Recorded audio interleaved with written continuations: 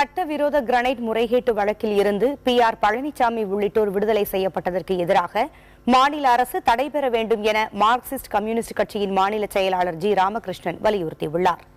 சென்னையில் செய்தியாளர்களிடம் பேசிய அவர், கிரனைட் முறைகேட்டு வழக்கில் திமுகவும் அதிமுகவும் துணை போனதாக குற்றம் சாட்டினார்.